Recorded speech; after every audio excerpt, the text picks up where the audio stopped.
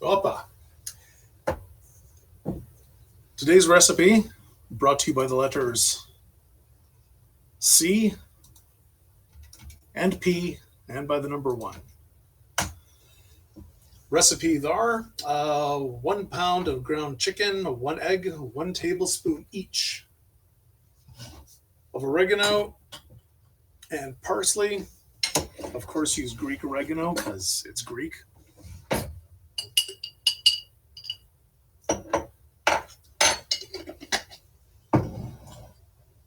Normally, I would encourage, may recommend putting a little more spice in here, but we're going to be acquiring and generating a lot of flavor from pan frying these chicken balls and browning them. And browning meat makes everything taste better. Since I'm a complete convert to panko flakes,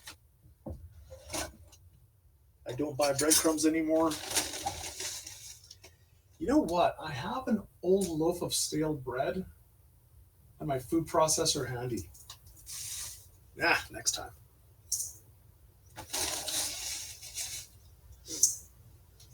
I only recently found out that panko is made by electrocuting bread or dough. It's electrocuted dough and then ground up. That's why there's no brown bits in most panko. I know, crazy, huh?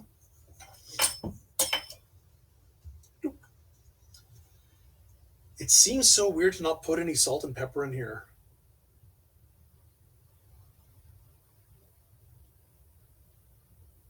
That can't be right. But we have the creamy feta sauce that's going to go on top of this, which will be plenty salty. Good enough. The egg is just a binder. I want to break this up, give this a good mixing. And then we have an ad break in 5 minutes, lots of time. And then we're going to portion out on a parchment paper lined sheet of some sort, 1.5 inch, maybe even 2-inch diameter balls. I'm going to cover it with some cling wrap just to keep everything else in the refrigerator free of contamination. And normally I would recommend that you let these balls sit refrigerated for 1 to 2 hours. Well, ain't no one got time for that. So as soon as I think the pita dough is ready to sit and start rising, I'm going to start frying these up.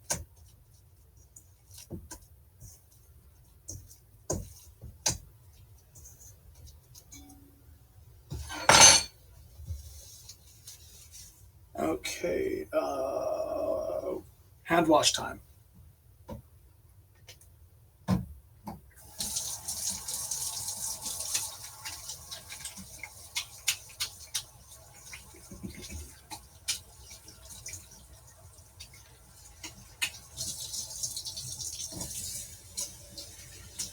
I'm resisting the urge to break into story time that I normally would when there's a lull in the food production process. So many stories, so little time. Okay, let's get a sheet of some sort.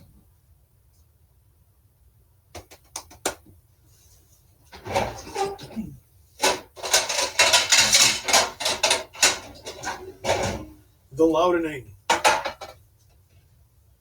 And some parchment paper. Ooh. What?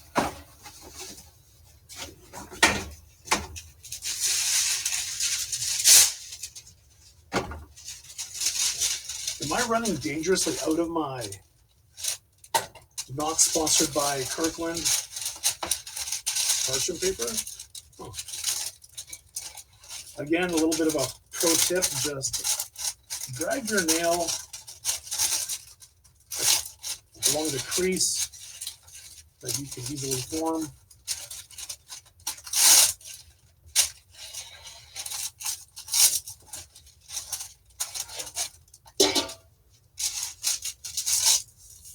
always use scissors and trim this, or you can just fold it and leave it alone.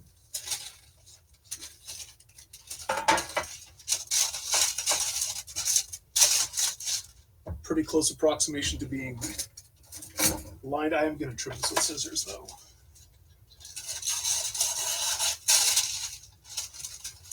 Mental note, sharpen these scissors.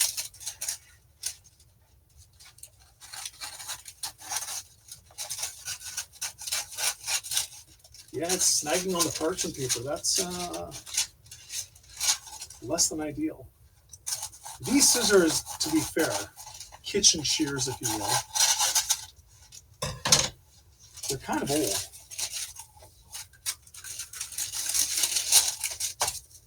And that's when Gronch says, you're kind of old.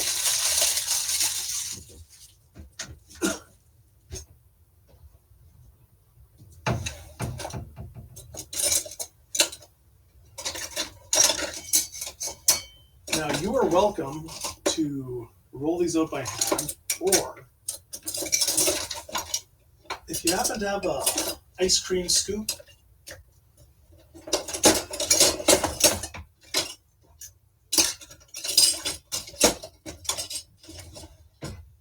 this is about the right size. I can scoop out a ball, but the problem with doing this is I can't just lay it flat. I still need to form the bottom part of the ball.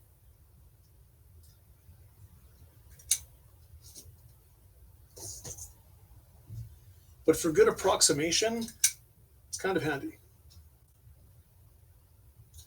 Oh, these are some big balls.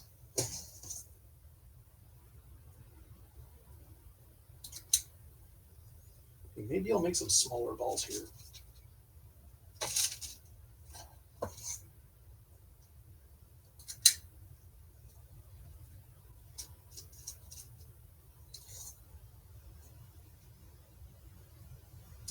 The panko flakes and the egg are basically there not just as filler but as binder.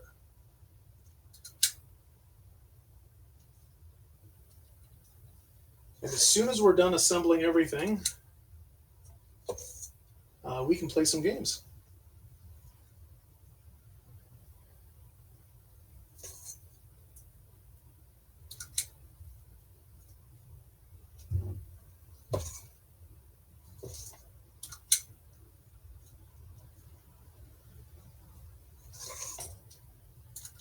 Now, I don't know about you, but I'm not too worried about the consistency of the size of these balls.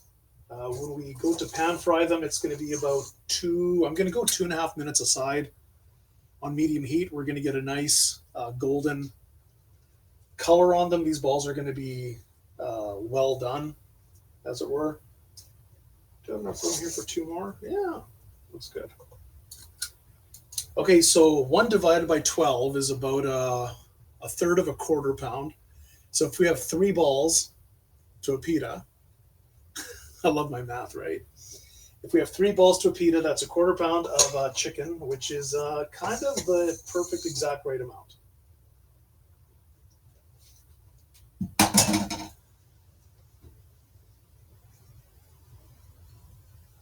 Give or take. The other way to do this is I have 4 rows or 4 columns. It's a total of 1 pound. Each one of these columns is a quarter of 1 pound. Serves 4.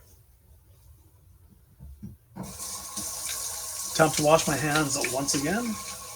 I really need an on-screen hand washing. Hand counting? Dealio. Maybe I could get one of my mods to do that. Because God knows I'm far too lazy to do it myself.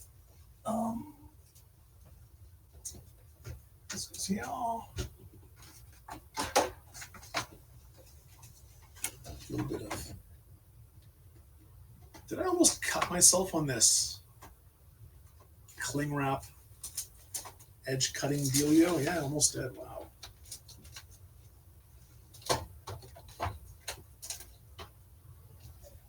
Caution, cutting edge is very sharp. Really? Thanks for letting me know.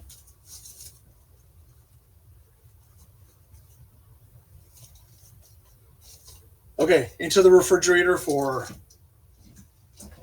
in theory, allegedly and supposedly, 1 to 2 hours. The reality is when I'm good and done and ready, I'm going to pop it out and make do.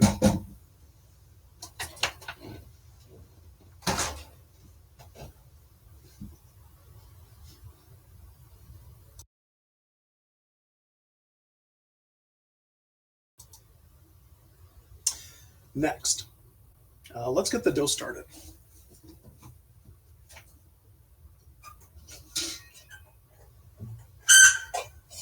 Squeak! Now the pita dough does not need to rest for multi-hours the way most dough recipes do.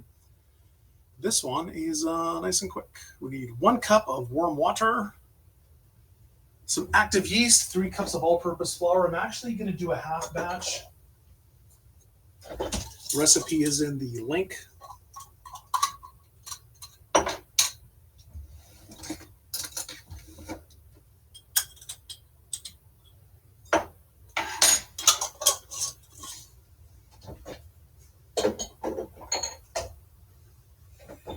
Normally, whenever I have yeast involved with the recipe, unless it's something similar to a sourdough, something that's going to be proofing for, technically fermenting, proofing for many hours, I like to feed it a little bit of sugar, but this is fine. 1/2 cup of warm water.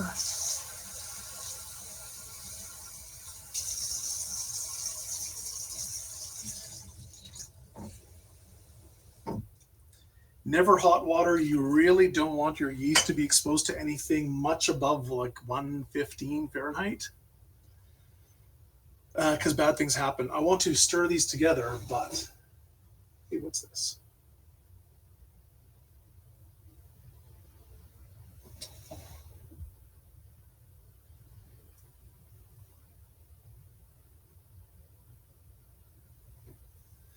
I think I had something in my oh, that was from my oatmeal earlier.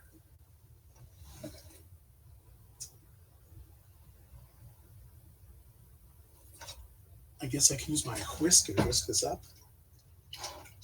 It's so cute. Ren Dog. Hope you're doing well. Yeah, it's been a hot minute, as they say in New York or something.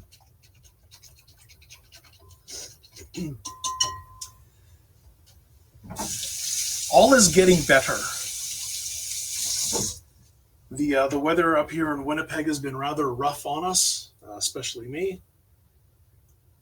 And even though it's going down to minus infinity over the next day or two again, I'm doing much better than expected.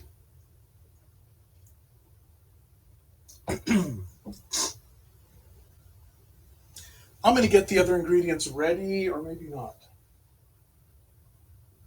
Do I have any bowls?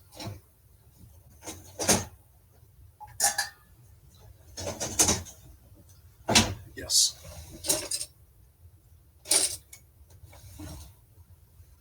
I believe my 1/2 cup is over here, and it is.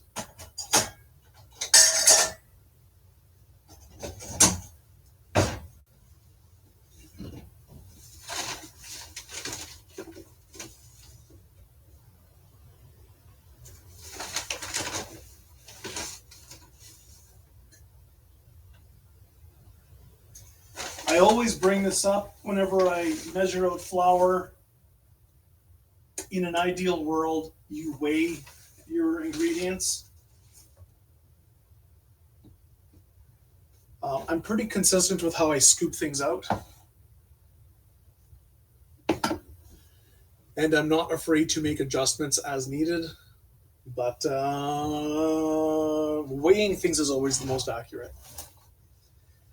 And just because you follow the directions from your favorite online celebrity chef perfectly does not mean you're using the right amounts, because different flours have different densities. There's different hydrations. There's different humidities. There's different everything. No, Ren Dog, like, I enjoy doing this. If this was done for me, I don't think I'd like it as much. I mean, once in a while, sure, it's a treat, but I'm crazy like that.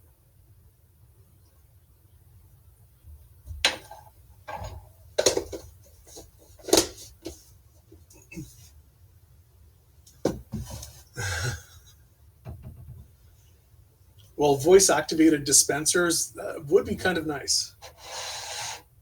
Why don't we have those?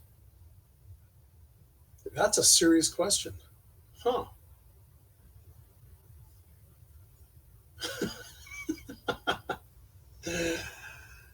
Yeah. Where's my olive oil? Here it is. Half a tablespoon. Exactly half a tablespoon. That was oil, not vinegar, right? Okay, good. Once this has doubled, once this has foamed up a bit, I'm going to stir everything in. Knead it for 8 to 10 minutes, and then I'm going to let it rest, in theory, for an hour, but it's going to be quick. I'm going to let this rest in my easy bake oven, which is my oven with the light on. I'll preheat it just a touch and let it sit for a few minutes. Normally, you let it sit for 1 to 2 hours. Again, not doing that tonight. 1 hour or until doubled in size. Now, the one concern about doing this quickly is the dough will spring back very easily. So when I go to roll it out, and you'll see this happen, I can basically guarantee it. When I take my quarter of this and roll it out, it's going to spring back a lot. And the way to prevent your dough from springing back is just to let it rest. Or you can force it and keep pushing it out, which takes effort that you really shouldn't be doing. Just let it rest. But since I'm self-imposed pressed for time, I'm going to do things the hard way.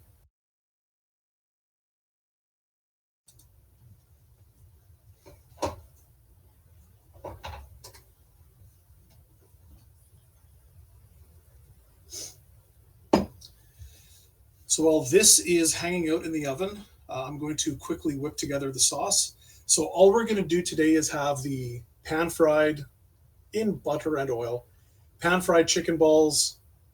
I'm going to make them, set them aside. I'll quickly make a couple of pitas, meatball in pita. I'm not going to open the pitas. I'm just going to fold it in half with a bunch of the creamy feta sauce, and that's it. Super easy.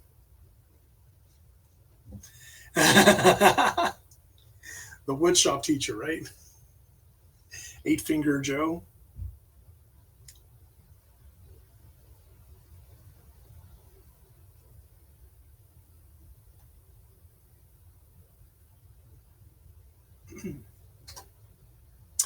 You know, it's always bothered me what the union rates were for the different construction trades because back when I cared about such things, the prevailing journeyman rate for plumbers and electricians were about the same at $34 an hour. I think it was 32 for plumbers, 34 for electricians, and then $25 for construction carpenters.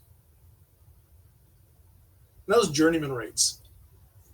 Now, in reality, plumbers and electricians were getting paid journeymen, like Red Seal, were getting paid around $40 an hour, which means the level one apprentices were making $20 an hour to start. And this is somebody who barely knows how to turn a screwdriver. And after 2 years of apprenticeship, they're making more than a journeyman carpenter that does construction, like commercial construction, not residential. Those numbers always bothered me.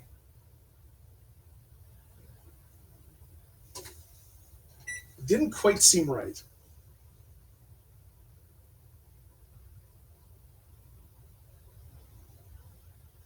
I suppose plumbers have to play with gas and more dangerous equipment, and electricians always run the risk of being so pretentious that they spontaneously explode.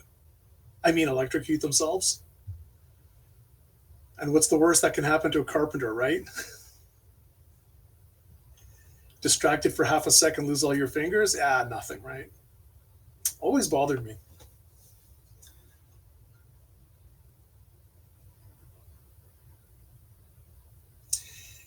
You know, my dad, who was a journeyman gas fitter and plumber, told me to go to university, get an education, and not be a bum like him. That was the only bad piece of advice my father ever gave me.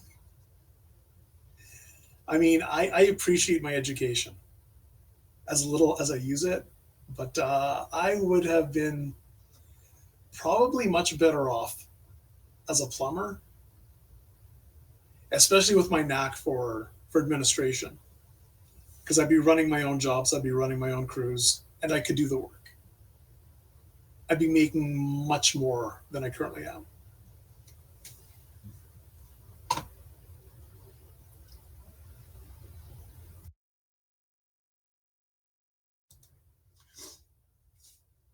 Yeah, it's Manitoba rates, and those rates are about 10 years ago. Although they're not much higher now, I think journeyman rates for the mechanical trades is around 36, but most union shops are paying over 40. Sorry, most non union shops are paying more than 40. Of course, the union shops are going to pay as little as possible because that's all they have to pay. Those prices are those rates are legislated by the government too, which is I find interesting. I think it's to prevent foreign workers from being exploited. But the license for doing the work, well, the journey person, they're still called journeymen. The journey person has their own ticket that they use to, like when I saw my dad seal for gas work, he had this little stamp, and he had these lead plates on a wire that he would seal uh, with his number, and it was imprinted in metal. So short of the thing blowing up and melting the metal, which actually does happen once in a while, you always knew you could figure out whose seal it was, which gas fitter did the work. As far as insurance goes, I think if you pull a permit and it gets inspected and the inspector says it's good, then it's up to the owner's insurance to cover any damages. Residential work that's rarely inspected is a different story, and good lord, I would not want to be involved with that. If I was going to build a house from scratch, I would get commercial guys to do the work.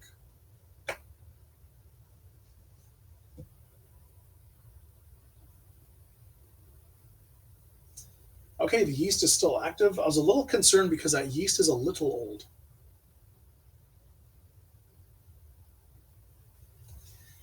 And since I didn't have anything else super duper relevant to discuss, I'll leave this in the YouTube video.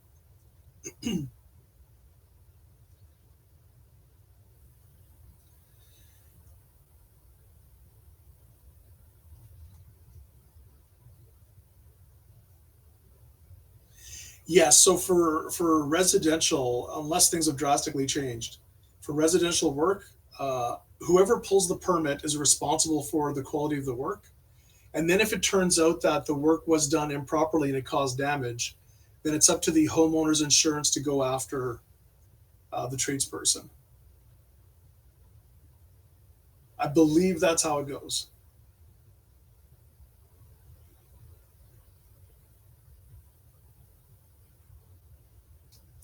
As far as commercial work goes, I think the insurance companies go after the tradesperson if they think they can find fault, but most people have commercial insurance anyways. So it's just one insurance company suing another.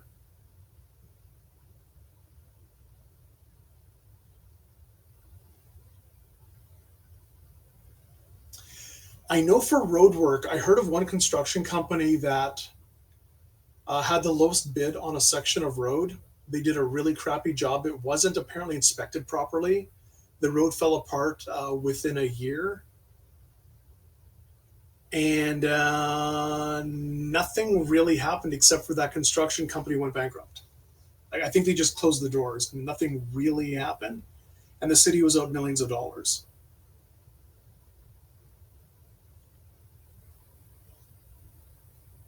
So one of the many problems with bonds and the commercial holdbacks, normally it's 7.5% of the price of the job is held back until things past final inspection and the contractor signs off that all of their subcontractors and the material suppliers have been paid. It's like the 7B sticker on some form. It's been a while.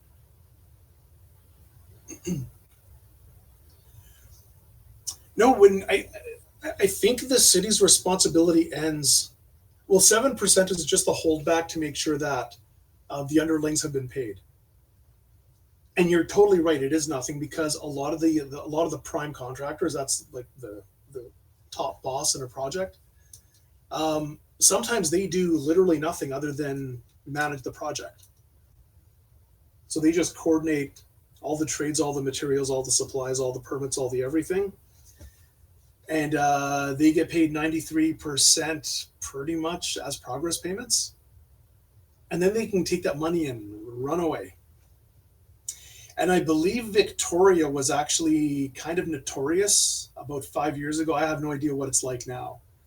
For people picking up residential construction jobs, getting the 50% down payment and going to the next job. And there was apparently very little or no recourse.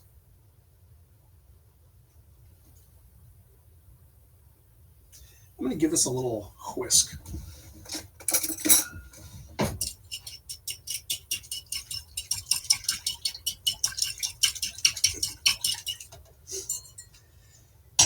In general, I'm not a fan of overly regulated things because the government generally sucks at everything. But when it comes to consumer protection, I think it needs to be done. That's good enough. I'm going to add my all-purpose flour and a bit of salt that's whisked into here.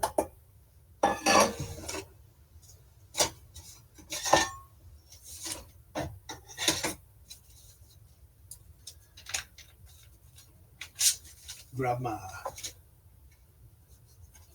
semi-flexible bowl scraper.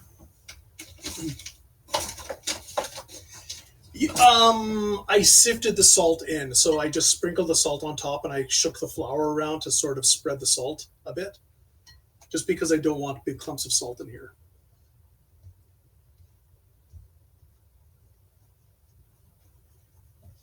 So more shaken, not sifted, kind of like a James Bond drink.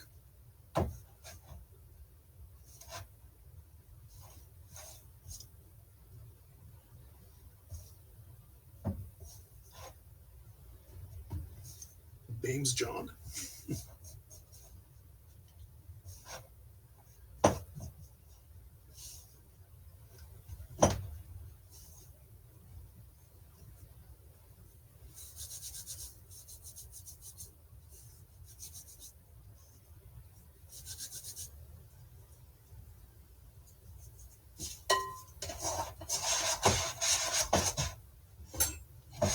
So just scraping down the sides of the bowl.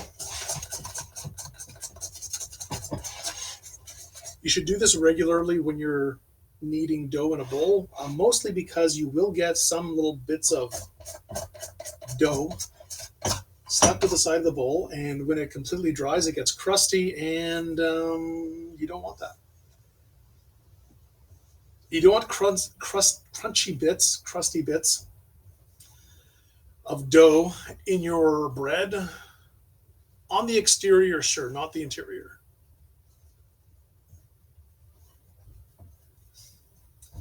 And I think this is going to need a little more water. Now, when you make adjustments to the amount of hydration, small increments. I'm just adding 2 tablespoons. And if I needed to add more flour, I'd very likely, because usually I just keep kneading it and let the excess moisture evaporate. But don't go overboard with the adjustments.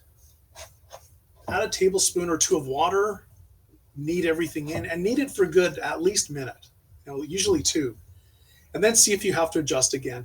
Like if this was a solid puck and obviously needed a bunch of water, I'd add a quarter cup. But right now, this is good. And actually, those 2 tablespoons is probably close to perfect.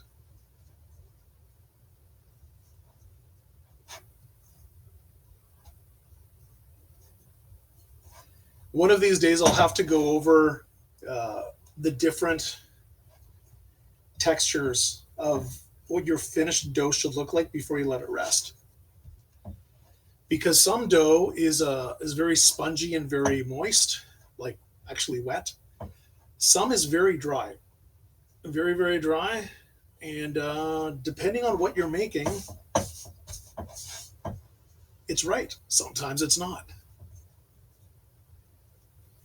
Just realize that I don't have that as a descriptor in most of my dough recipes. Usually pillowy soft and something that if you didn't, you'd like the feel of it as a pillow. I'm not suggesting you use a pile of dough as a pillow. But fluffy, soft, not sticky, that's usually where you want to be.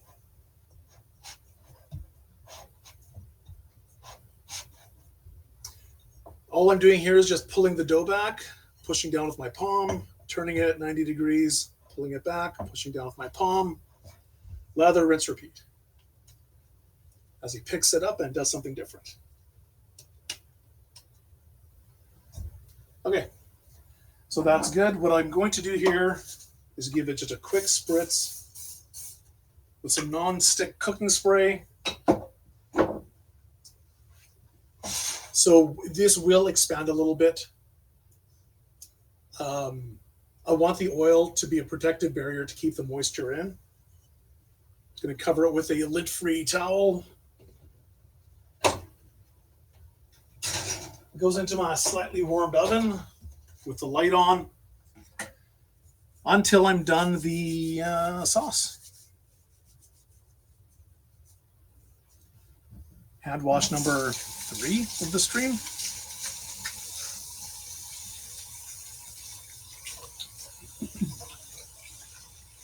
If I were using latex gloves, I'd be like $1 in right now, maybe more. Hydrate, hell yeah. Sorry, YouTube overlords, heck yes. I think I'm allowed to swear on YouTube. Cheers.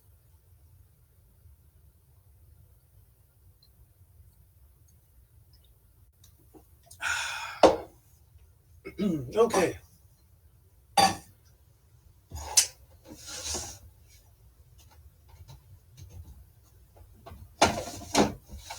will very likely mute the camera, which is my microphone, halfway through this because the food processor-o-matic is noisy.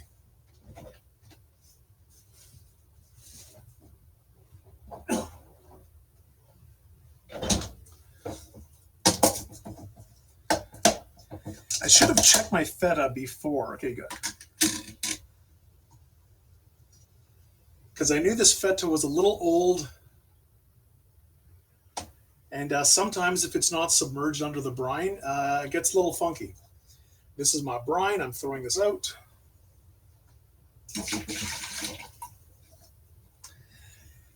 Speaking of which, how many people out there have seen at least once in their lifetime?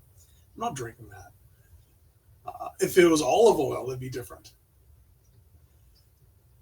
How to make homemade, fresh mozzarella cheese. By taking like a gallon of whole milk, preferably unpasteurized, in a big pot, add some vinegar, stir it up, cook it for a while, scoop out the curds, squish it into a bowl, rinse it under water a few times, fresh mozzarella.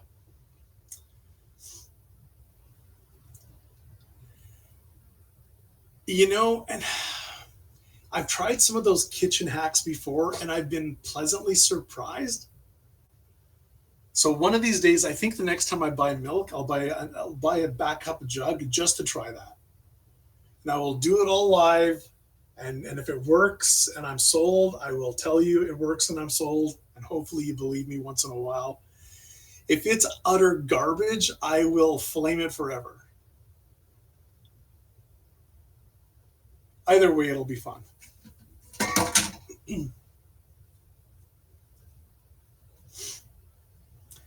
When you did that, you got cottage cheese, not mozzarella.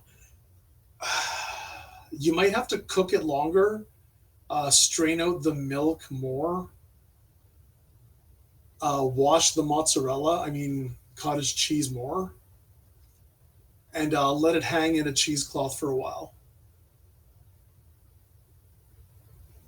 I think every step in the process, you can't rush the way that the 30-second shorts on YouTube tell you. I think it is a longer process than what people would encourage you to believe. It's kind of like those 2-ingredient recipes where one of the ingredients is cake mix. Like, well, that has 30 ingredients in it. I got the most amazing recipe for 5-topping pizza.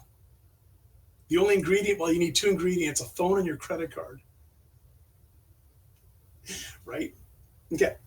So I have a block of feta here, which I am going to... I'm just going to throw this in the food processor. I'll give the food processor some help. I'll chop this up a little.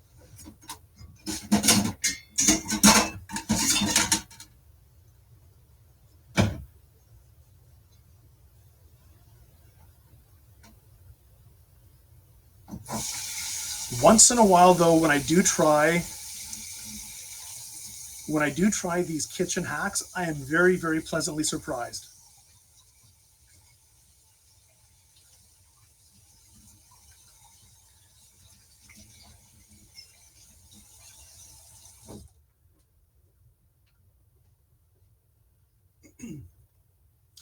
I saw one for poaching eggs, which I tried live on stream the other day, and it worked as I expected. I expected that it would work the way the video showed. It was by a reputable person, and I thought about it and went, yeah, this totally makes sense. This should work the way that this person is presenting, and it did. Would I do it that way again? Only, I said this on the stream too, I would only prepare my eggs for poaching if I was going to be making eggs Benedict for like a dozen people. And for those of you who missed it, you can go to my YouTube channel and watch. Or I can just describe it now. You take a 50-50 mixture of water and vinegar in a bowl. You take an egg, you run it through a strainer to get rid of any of the runny white. Then you take that firm white and egg yolk and gently plop that into your vinegar water solution for 10 minutes. You get a whole bunch of eggs in there. And after about 10 minutes, you'll see the white starting to firm up and become kind of opaque, kind of cloudy, kind of white. And then it doesn't fall apart when you boil it. Works shockingly well. Is it worth the effort? For a couple of people, no. For a dozen, yes, I think.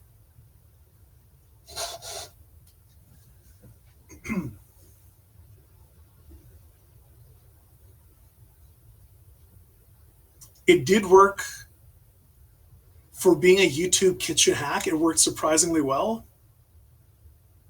And I think that's all I have to say about it. I want a splash of lemon juice just to brighten it up. I don't think the acid is really going to do a whole lot in here. Just a little splash. So that's about a 4-ounce block of feta. I put in maybe 1/3 of a teaspoon of lemon juice. I'm going to start this off on low speed.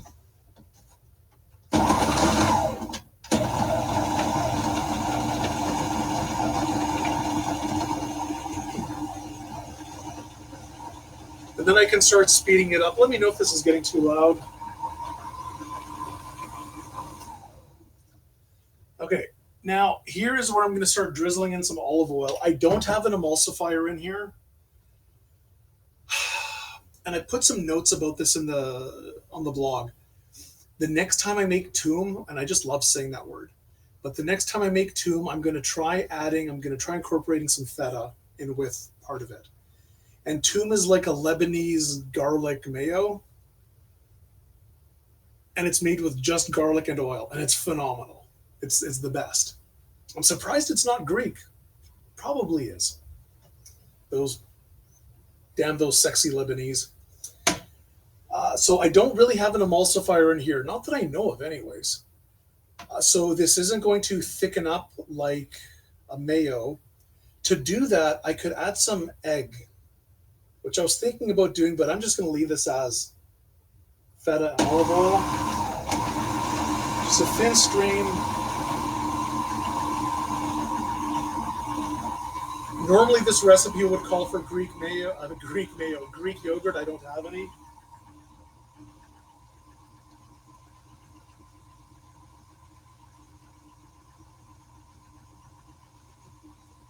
And one of the other big challenges to using a food processor is if you're dealing with small amounts, sometimes too much gets stuck underneath the blades.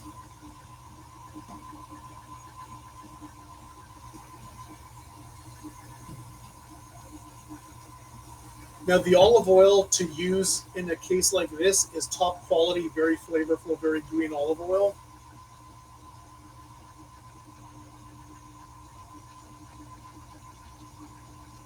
It's kind of surprising how much liquid this is absorbing.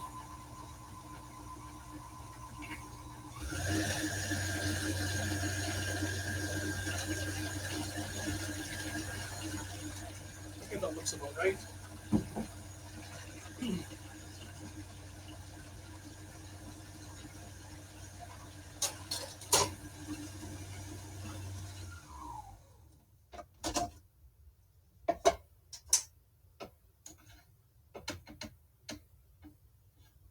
Okay, you can see that there's a little bit of, I don't want to say grit. It's not the right word, but 2 liters of oil later, no kidding. Yeah, I used probably half a cup in there. Probably should have measured it, eh? Anywho, taste test.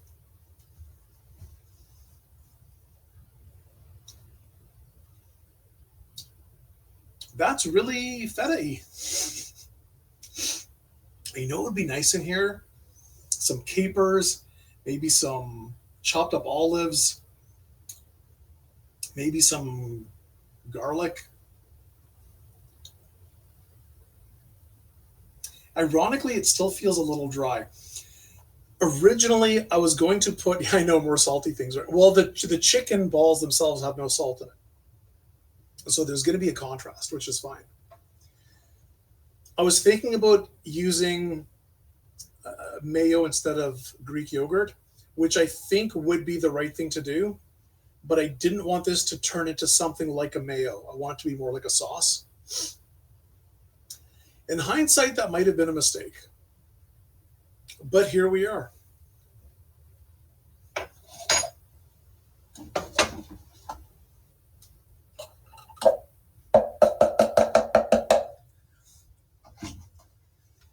Yeah.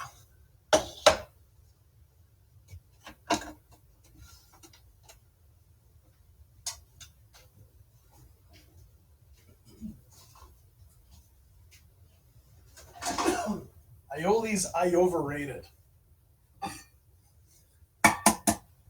That's all I got to say about that.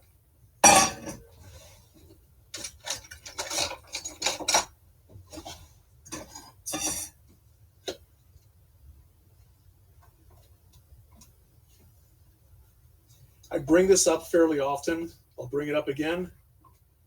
I get a huge kick out of how similar certain flavors and recipes are from the Middle East through Greece and then into Italy and Spain. It's I find it fascinating. Like the history of food, the history of recipes.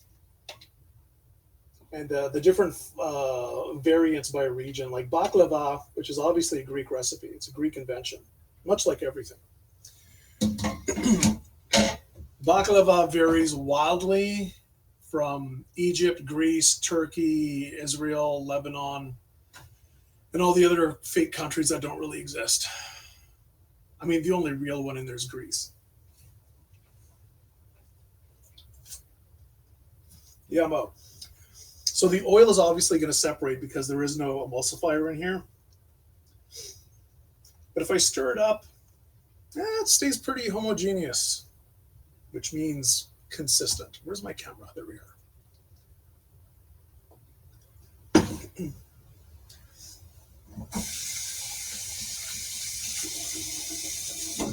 I have not made baklava on stream for quite some time. I definitely overdue.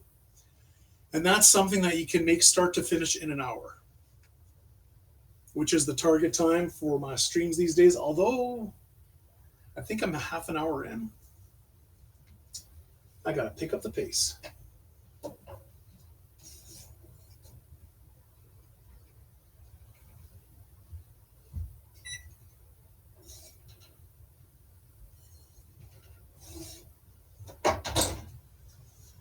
Okay. Chicken is getting fried in there.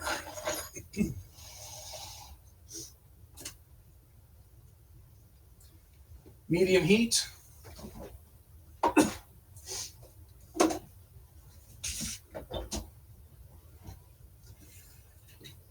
Jilly, thanks for dropping by. I know you're super duper busy doing all sorts of top secret things.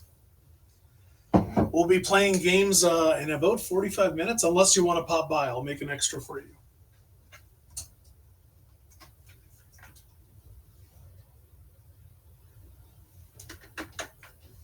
Sleeping? What? Okay, well, come over for breakfast. We'll make you one fresh.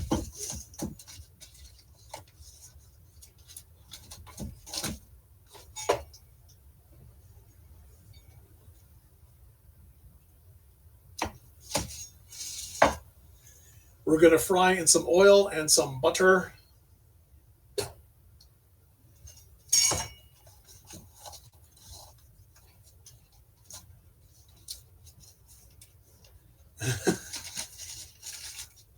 You're an afternoon girl? I'm going to leave that one alone.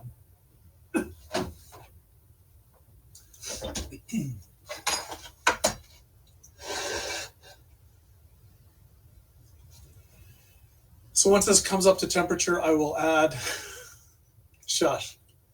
I'll add the butter, bring that up to temperature, and then I will fry all of these, half of these, we'll figure that out.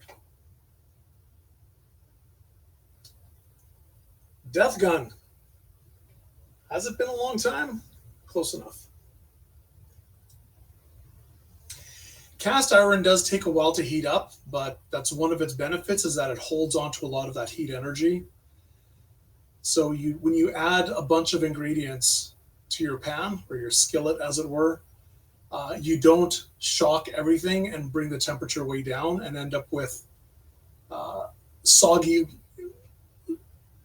When you're trying to fry something, you don't want the oil to become cold when you add like meat or whatever you're frying to it. Because when the oil drops quickly in temperature, it takes a while to heat up again. And while it's heating up, your fried thing is just getting soaked in grease. It doesn't get crispy. It doesn't cook the way you want it to. That's why, especially when you're frying things, don't overcrowd. Don't do what I suggested that I was going to do. And I'm probably going to do anyways, but don't do it. Don't overcrowd your pan and don't overwhelm your oil. And the other thing that's kind of annoying when it comes to frying is you need to be fiddling with your thermostat, with your temperature thermometer, fairly often. It's hard to keep your cooking at a consistent temperature.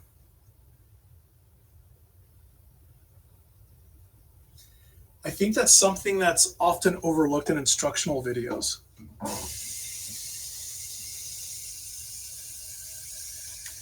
Don't mind me, it's time to hydrate.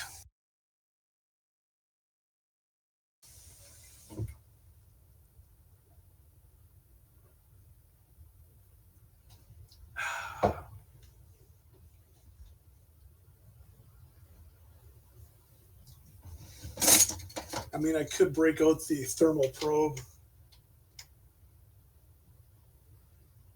Is that really 240? Yeah, it probably is. I know it's a gadget. So when you're dealing with oils and dealing with frying things, and especially when you're doing candy, you absolutely need one of these bad boys. When I say candy, I mean sugar and chocolate. You really need one of these. And you need to be monitoring, especially for sugar and chocolate, you need to be monitoring your temperature very closely all the time. I'm not going to dirty this though.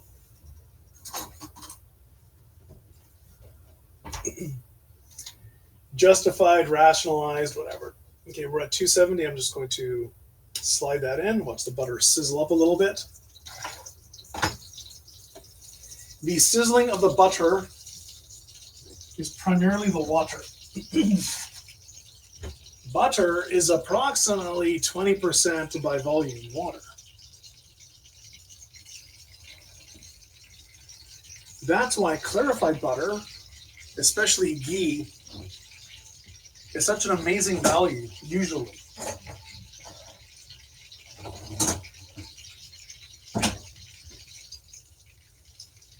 I have my hot temperature, fun colored spatula.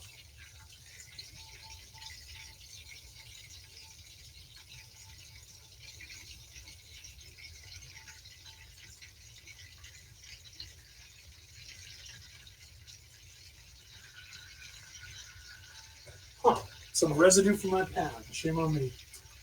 I'm going to find a cover for my element so it doesn't get splattered in oil.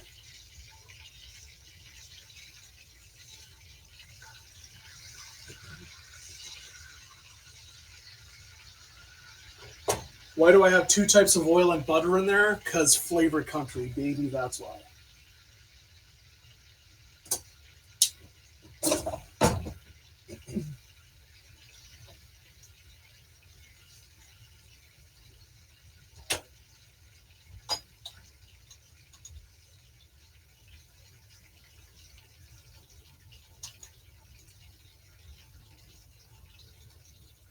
Where's my bean? Where's my bean?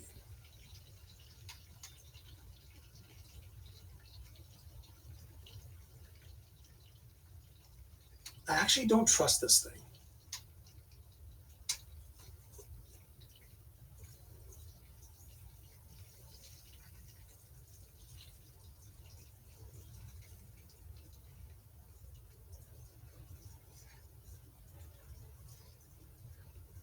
Now I could break out my strainer, scooper, my spider as it were. Something that looks like this and skim off the frothy stuff, but I really don't care about it. Once the water is all gone, it's going to stop splattering around.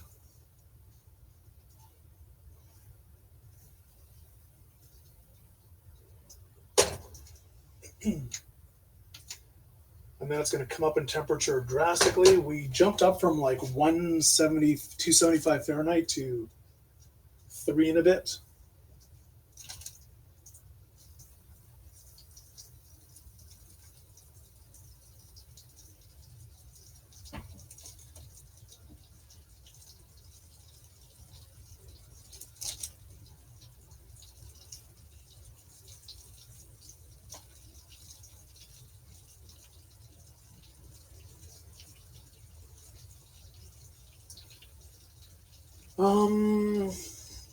Yeah. I'm going to do this in 2 batches. So 2 batches of 6 coming up. Every 2.5 minutes, because these are kind of big, every 2.5 minutes, I'm going to turn them over. The total frying time is going to be around 10 minutes.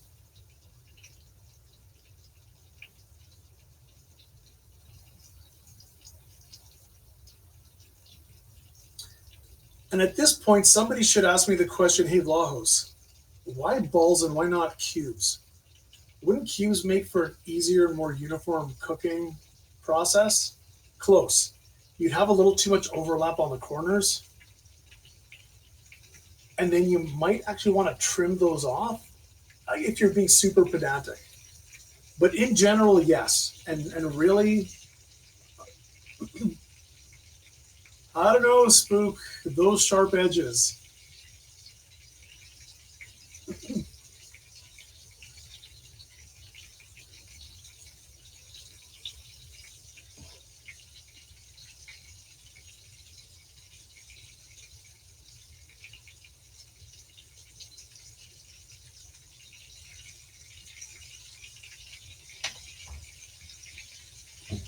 Who thinks I should pioneer the cubist movement?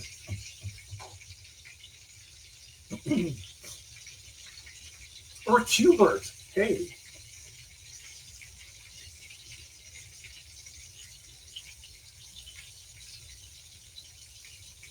It makes for arranging on top of other things a lot easier because a flat surface doesn't roll around as much, you know?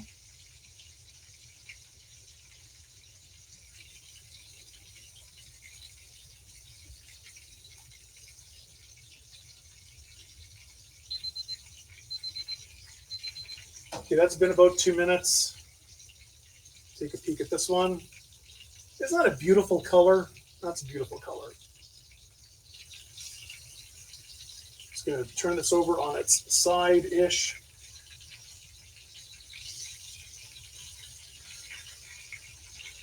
As best as I can, because they're not cubes, they're more roundular.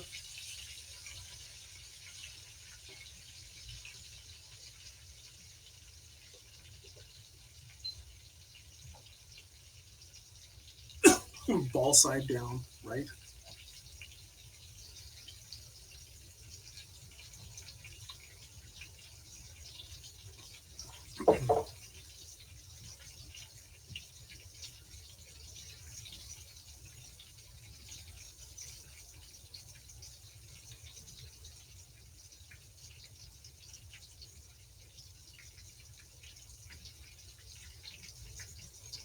I am going to fry up all of the balls. Just for food safety, I kind of have to. And really, I should put this back in the refrigerator, but being exposed at room temperature for 15 minutes, whatever.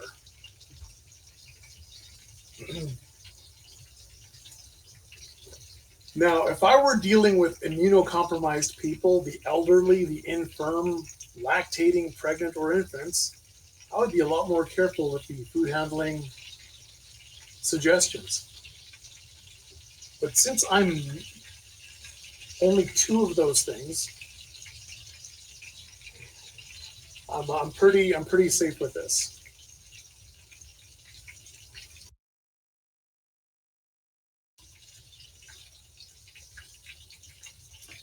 Manzi, great to see you. You know, Manzi, you're not the only one whose viewers abuse him constantly. Cubby, you too. Thank you.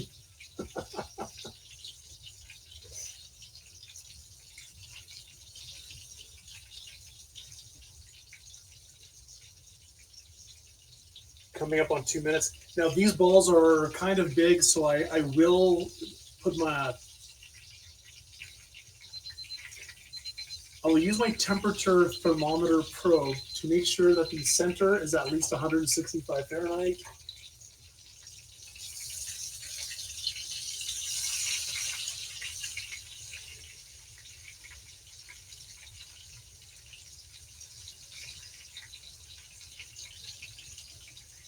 I'm resisting the urge to say inappropriate things.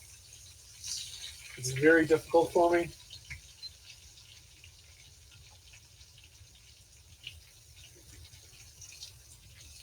But I mean, that color, that's just fire right there.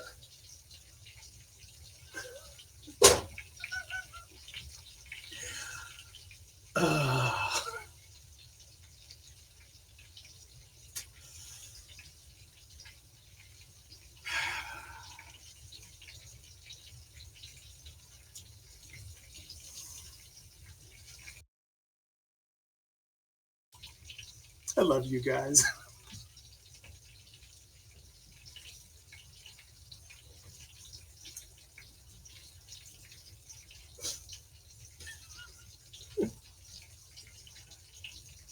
Okay, so 2 more minutes and then I will make sure that I rotate these around.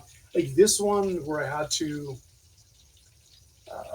where the top and the bottom were the only flat-ish sections. I think I'm just going to slowly rotate this one around. Although, let's see how this looks.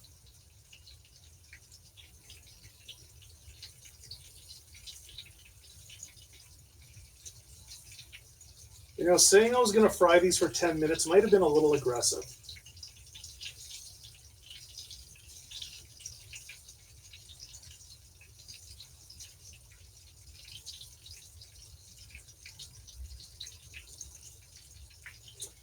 As long as they're golden brown all over, I'm good.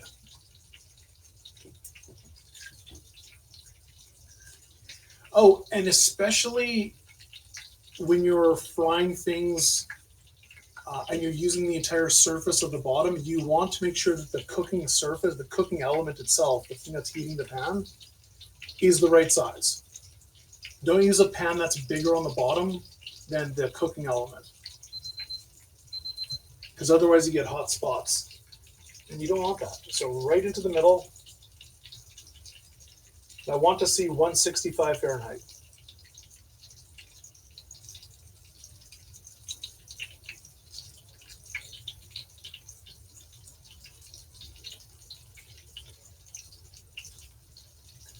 Now, I don't think it's going to happen, but if it does, if it ever does happen that the exterior of your balls are properly cooked, but the interior isn't, you can't really just keep frying it because the exterior will burn. It might burn. So at that point, pop it in the oven. Just bake it. Finish it off by baking, which I might actually have to do with these.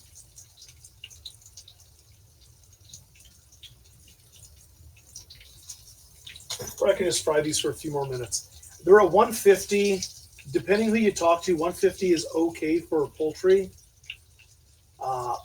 Personally, I like the old Canada Food Guide, Health Canada recommendation for all birds of being 165 Fahrenheit. Whatever that is in Celsius degrees, like 3,000 or something, whatever.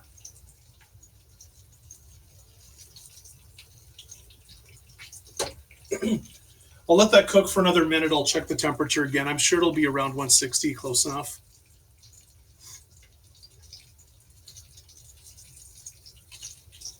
Oh.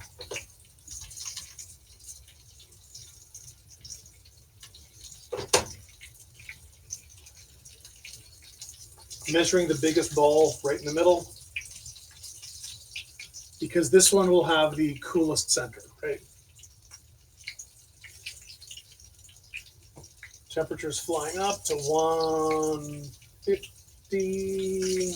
Come on, keep going, keep going. 160.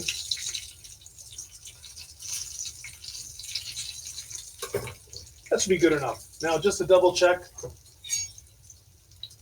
isn't that beautiful? So I'm gonna chop this bad boy in half. Let's see what happens.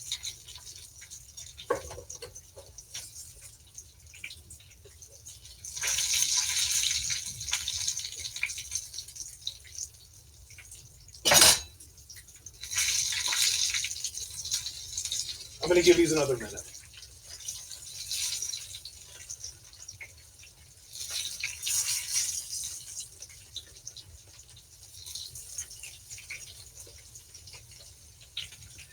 I saw just a little bit of pink right in the middle.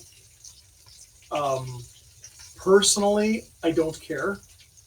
Probable wheat. Thank you so much for the raid.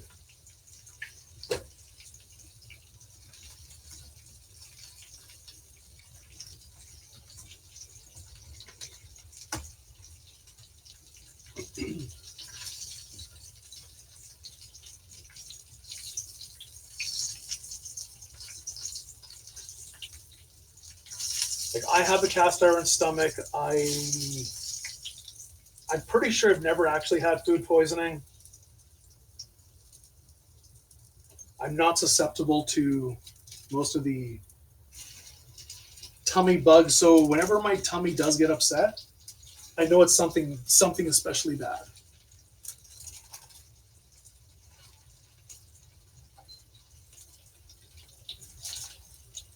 I'm personally not worried about eating raw meat in general, but I do not recommend it.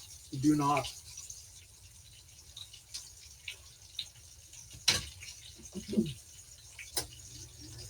And I'll only eat rare meat, like rare steak, if I completely trust the source. If I'm in cattle country, I'll have some rare steak. But outside of BC or Texas, no. Or Alberta.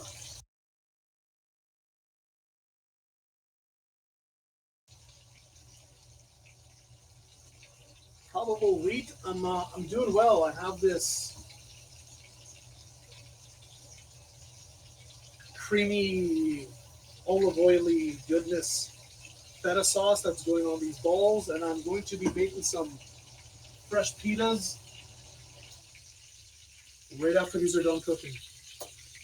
Quick and easy stream. Seriously, this is going to be an hour, maybe 15, start to finish.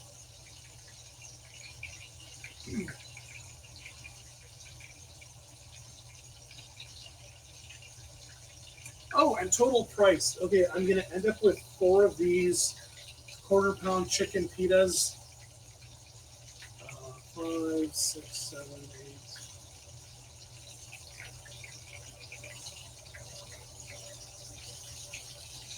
8. $2.25 a piece, give or take. And that's rounding all my prices up. And that kind of is in line with the $10 that you'd expect to pay for one of these by itself. You'd actually pay more at a restaurant. And that was pre-2024 crazy inflation prices.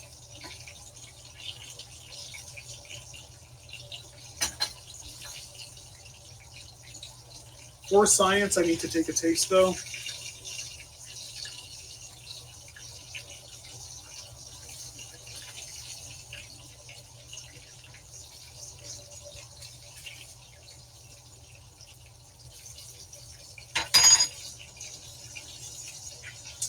Add a little bit of the sauce. Oh yeah.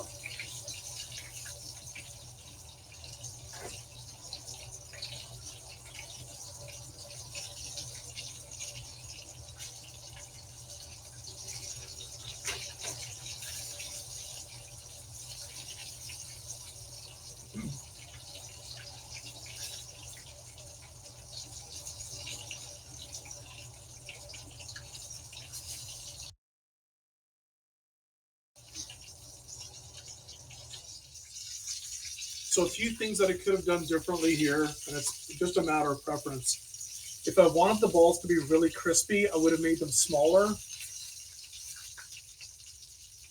patted them dry with some paper towel, coated them in flour, dipped them in an egg wash, and rolled them in panko flakes. That would give me some super crispy chicken balls.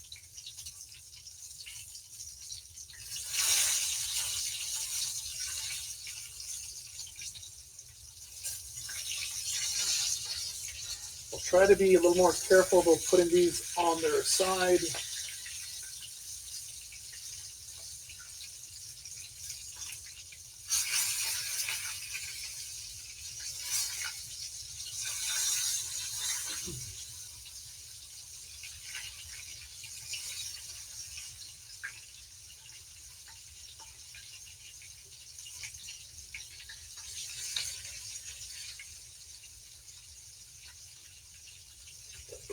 Now, one thing that I always find interesting that a lot of people, I think, just take for, they're not aware of it, is when you put things in oil, when they foam up, that's almost always because of the water quickly evaporating.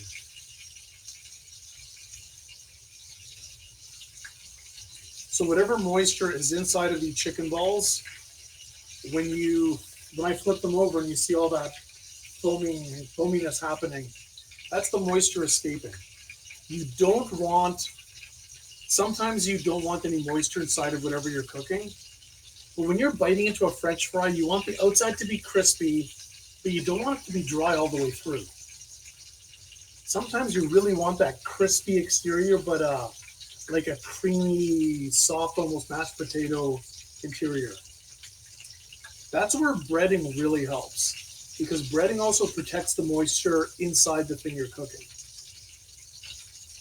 Just something to think about next time you bust out a bunch of oil and start frying things.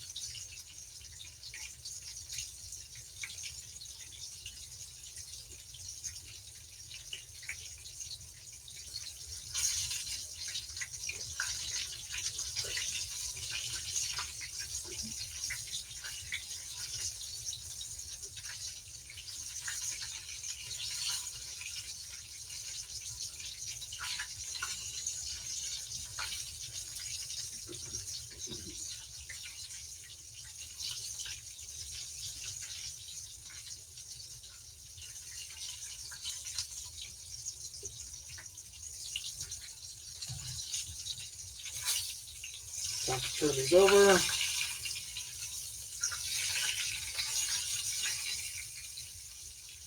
Now you can tell the oil itself is getting contaminated. That has a lot to do with the panko flakes inside of the chicken balls. And the oregano.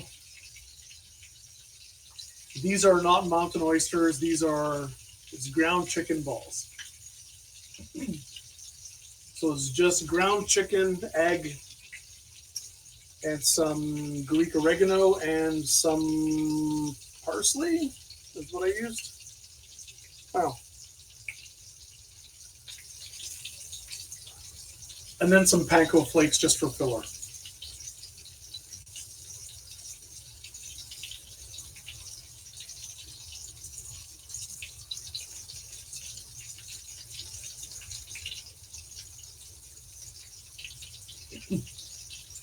Are they called mountain oysters? I always knew them as prairie oysters. I hope it's something different.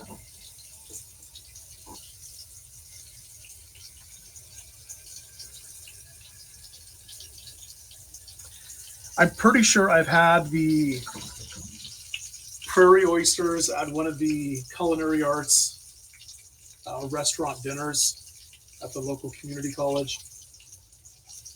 It's a really neat restaurant. You pay, I haven't been for years, but it used to be $15 to $20 a serving. And it was easily a $150 a meal, easily. Like we just paid for the cost. If that.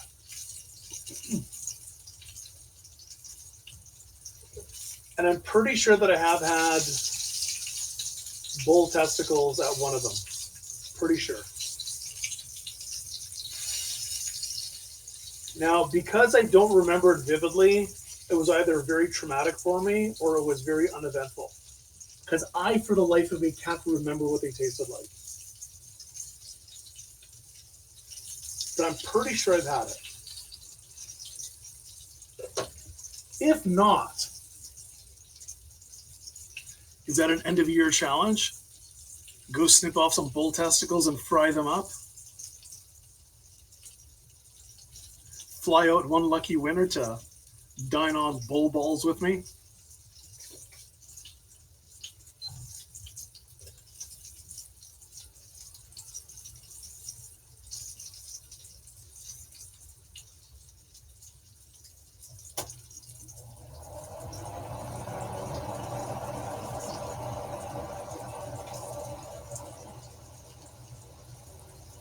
Just checking the temperature.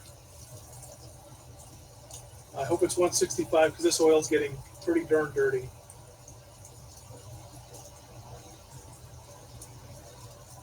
Yeah, I think that's good. Just going to cut my sample one in half.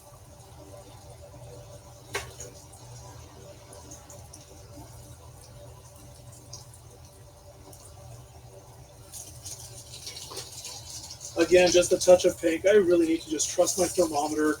It was showing 155. It really needs to be 165.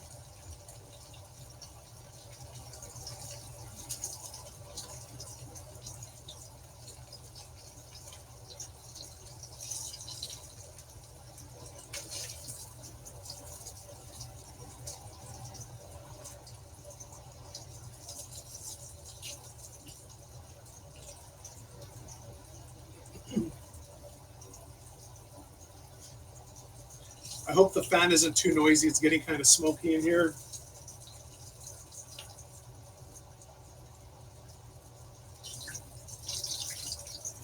Yeah, I think that's good.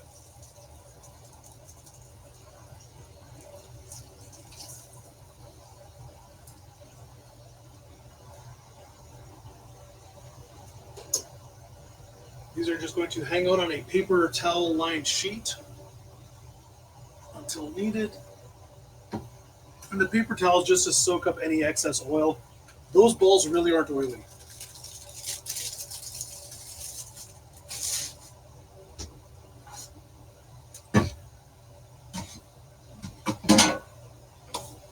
Okay, I'll get my Joy Division oven glove. This is going to hang out in my oven. Let's cool right the heck off. Yoink. It's close to doubled in size.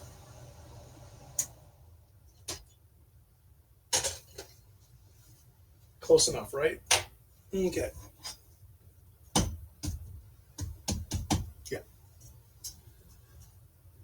Time to fire my kitchen fairies. Just need to make a little bit of room here.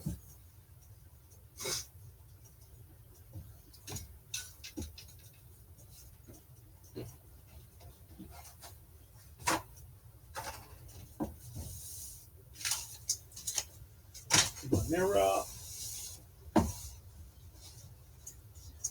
Going to lightly flour my work surface. And I only made enough dough for 4.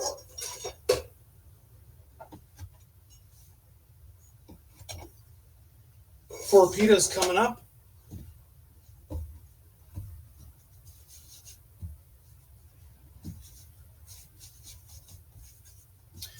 The reason you see bakers push down on the balls and roll them around is to make the bottom flat. So if you're kneading some dough, sometimes you'll see the creases. The ball doesn't stay together the way like Play-Doh usually does. But if you press down and roll the ball around, not on flour, just on your clean work surface, it'll get rid of those creases on the bottom. So you get like a perfectly smooth ball all the way around.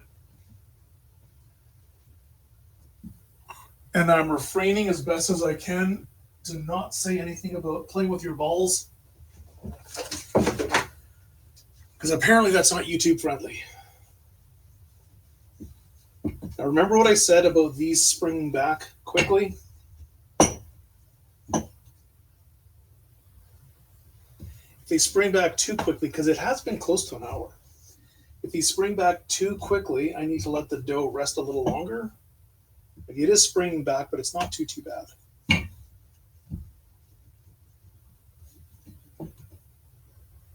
Like you're seeing how, oh, it was up to there, right? This sprang back almost an entire inch. Thank you, Spook. I appreciate that.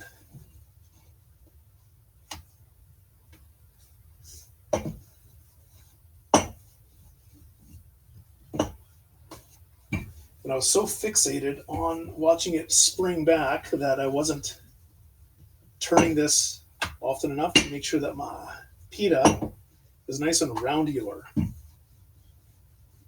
Roundular is a math term. Take it from me. I am a mathematician. Okay. I'm just going to shake off any excess flour because the flour will contaminate the top of my pan and get all brown and crusty and burning.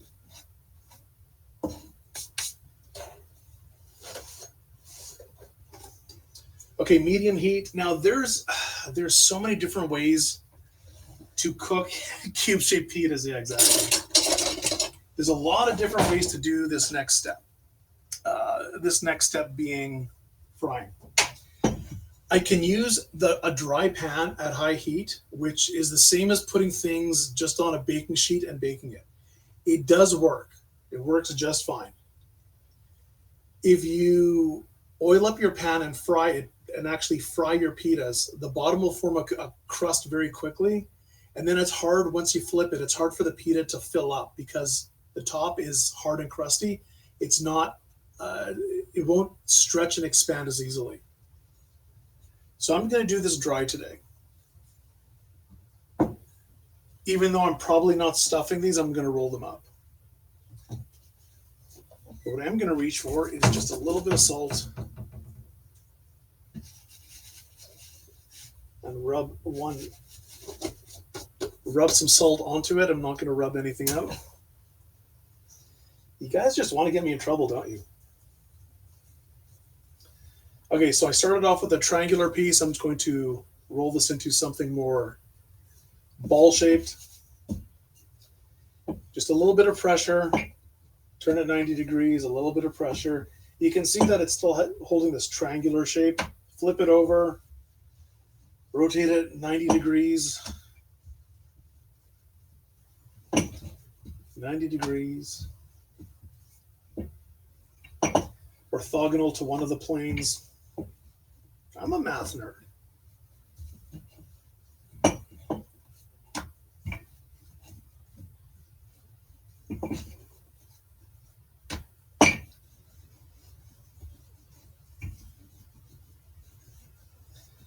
Now you can take a lot more time. Okay, this pan is nice and warm. Again, I'm going to just shake off the excess flour.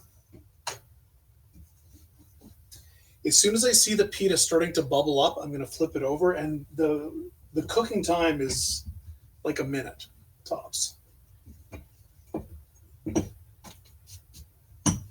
I'm doing this on medium heat. Normally it would be much higher, but I'm doing other things and I don't want to risk screwing up.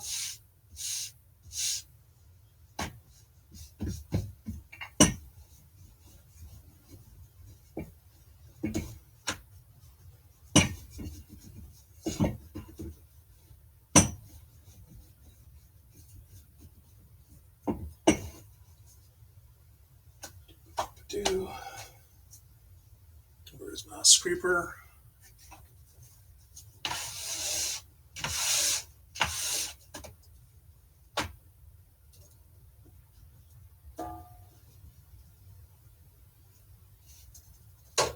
This is taking a heck of a lot longer to cook than I was expecting. Is my right element on?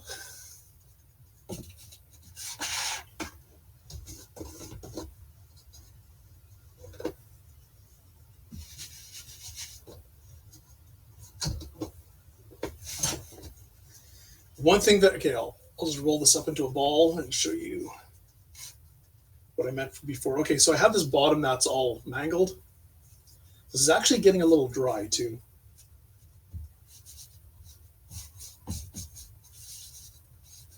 That's really floury.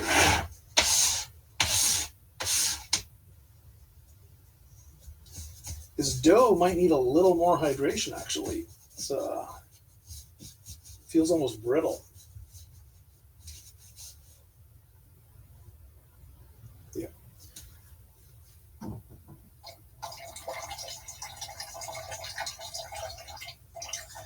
It's very dry in here this week. Dry in the apartment. I have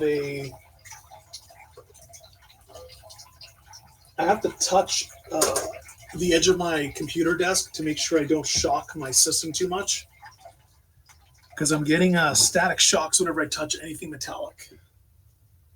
I'm not wearing fuzzy wool socks or slippers either. Okay, so here's the bottom of one of the rolls. Just gonna work this in a little better.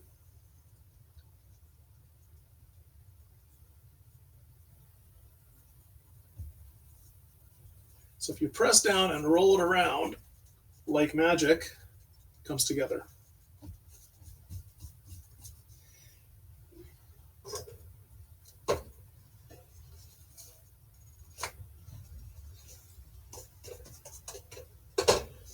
I think it's partly the pan because this pan needs to be reseasoned.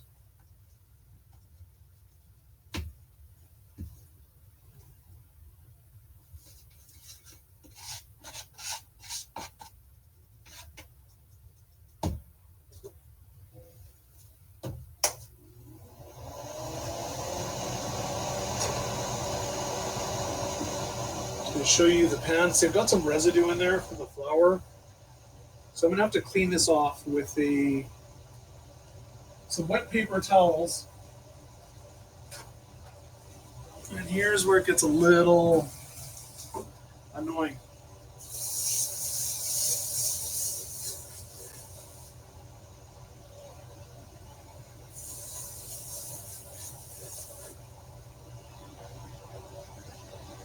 Now if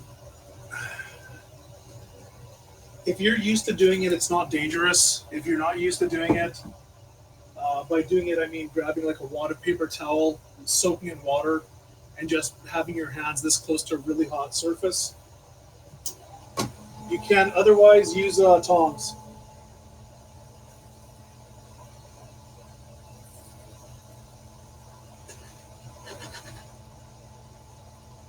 So here's the one pita. I've got these light blistering, light color, still flexible, nice and easy. The second one that I'm doing is I'm frying it in oil.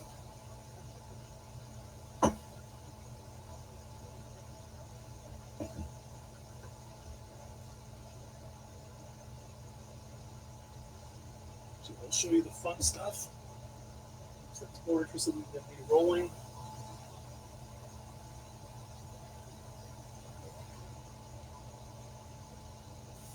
Once you see these blisters, flip it over.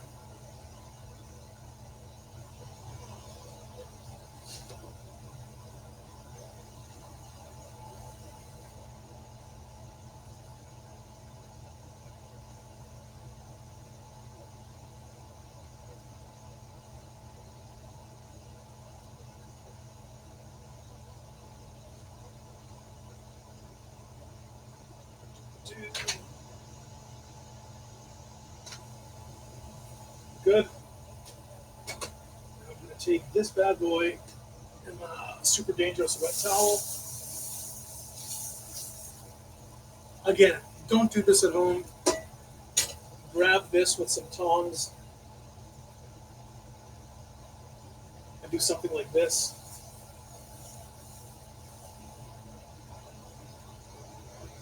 And the reason I do that is just to make sure that there isn't anything that's going to get really smoky or burn. It's cleaning the pan. I'm going to put some more oil in it.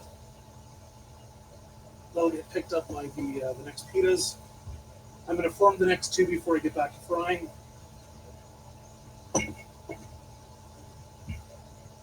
Oh yeah, remember when I said if you start off with something more ball-shaped, it's a lot easier to get a circle? It's a lot easier to get a circle.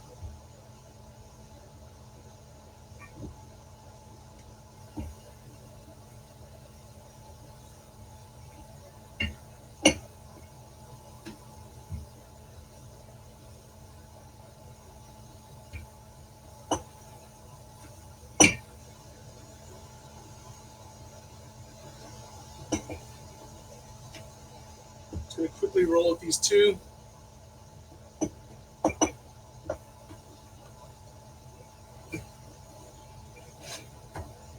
And it's just a little bit of pressure. Just a little bit of pressure.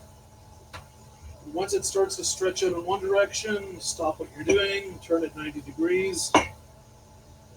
You don't need a protractor for this, just eyeball it, it's good enough.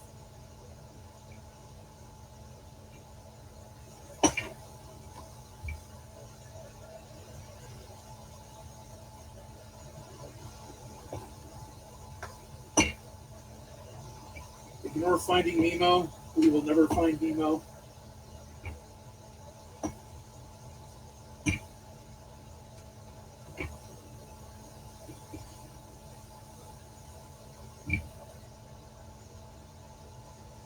Okay, good enough. We're going to put the Pan back on the element. I'm going to finish the last two with some oil. Protractor is a gadget, that's right.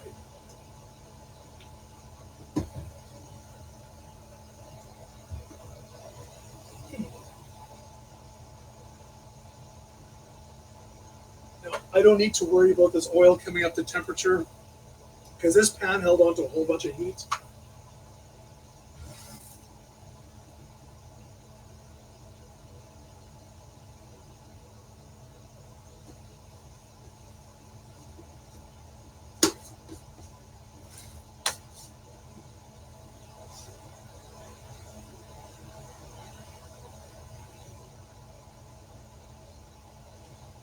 You see those blisters in the sun? I mean, blisters in the pan? That means it's about time to flip it over because we're getting some color on the other side. You can wait for the blisters to get bigger,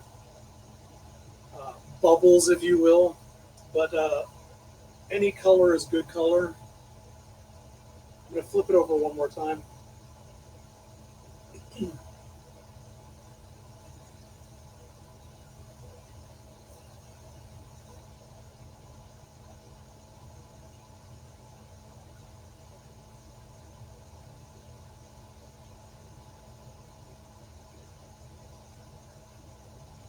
The pitas puff up when the moisture inside the dough itself starts to steam and it spreads out because it expands, and that's what causes your pitas to expand. If you roll them out very thin, it's harder for you to make a fillable pita.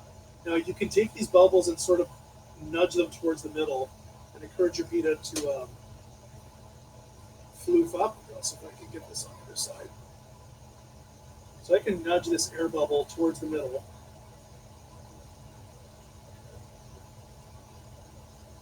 You see this is puffing up now? Maybe you can't see it on camera.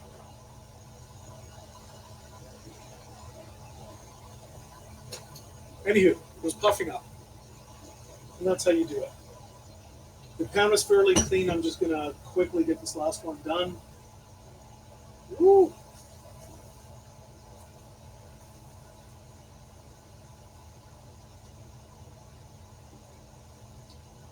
Like, this is pretty much perfect.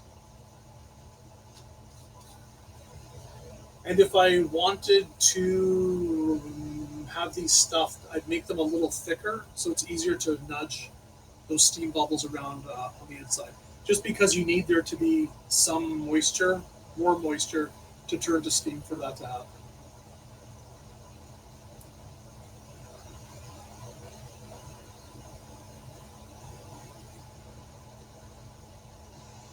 And starting it early helps a lot. Like I'm seeing bubble forming on the side, so I'm just nudging the bubble towards the middle. You can see that, right? That bubble. It's also going to cook a lot faster when that bubble is.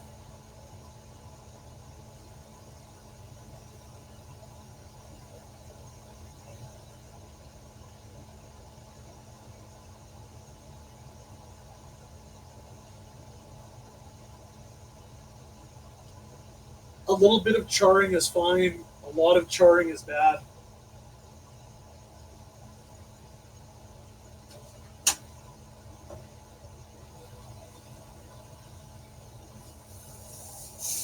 I'll use the tongs this time.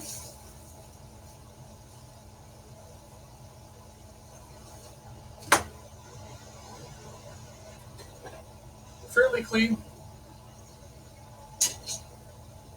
But I do need to reseason that pan soon. Okay. Last but not least, we're going to assemble these, and then we're going to go do some games.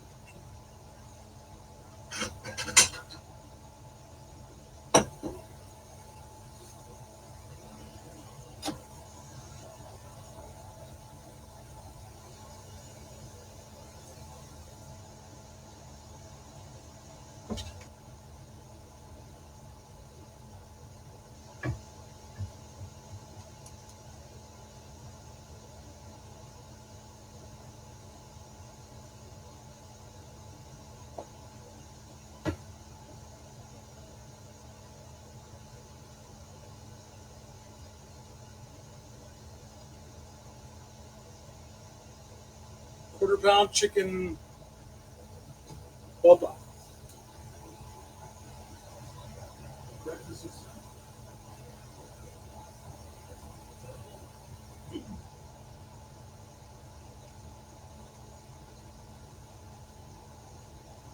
I'm gonna make one for myself.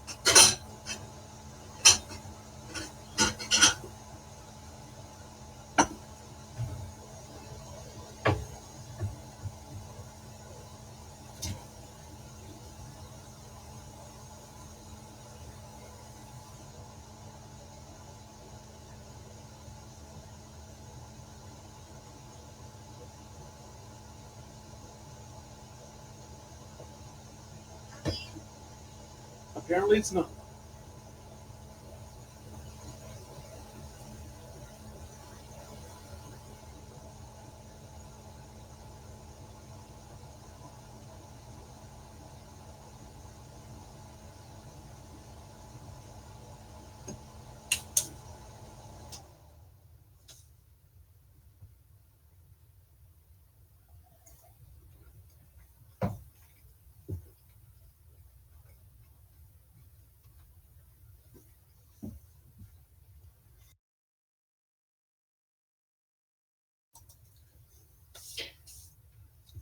Personally, I think it needs twice as much of the feta, but the feta needs some olive oil or Greek yogurt.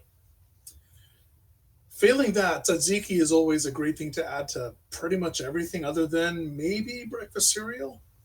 Maybe. Jury's still out on that. And some veg, some chopped onions, maybe some tomatoes, cucumber. You know, the usual burger toppings. This is delicious, super quick and easy to make. That was, for doing all of this and taking my time, hour and a half while babbling. Totally worth doing, highly recommended. I give it 4.5 stars on Greek Advisor. Since no one's watching, I'm going to grab some more of this feta.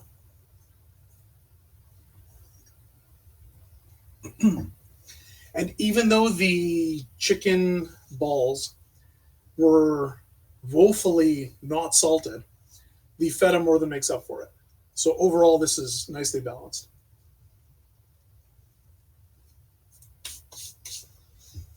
I think a bit of crunch from onion would be nice too.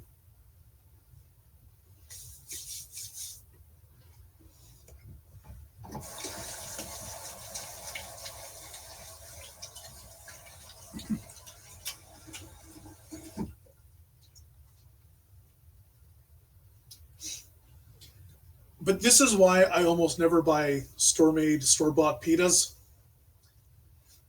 Because a pack of like 6 of these is going to cost me $4 or $5 at the grocery store versus the cup and a half of flour that I used. Right? Now, do you really want to go through the hassle of this, and is it worth the $4 of convenience to just buy the store-made stuff? Yeah, maybe. But at some point, you can rationalize never lifting a finger again, which it might not be a bad thing. Anywho, thank you so much, everyone, for tuning in. I'm going to end the recording in a few seconds for the YouTubes, and then we're going to play some games. As usual, as always, follow me on all the socials. Join the Discord. That's where all the cool stuff happens. The recipes, as always, are on thedailybear.ca. Today's recipe is var.